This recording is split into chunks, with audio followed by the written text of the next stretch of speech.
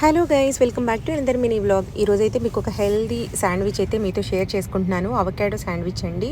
దానికోసం ముందుగా ఒక అవకాడోని స్మాష్ చేసి పెట్టుకున్నాను. అలాగే ఆనియన్ వేస్తున్నాను. మీకు ఇష్టమైతే టొమాటో, క్యాప్సికమ్ కూడా యాడ్ చేయొచ్చు, బట్ నేను స్కిప్ చేశాను. అందులో కొంచెం లెమన్ జ్యూస్ అయితే యాడ్ చేశాను. దానికి సరిపడా పెప్పర్ అండ్ లైట్గా అయితే సాల్ట్ వేసుకున్నాను.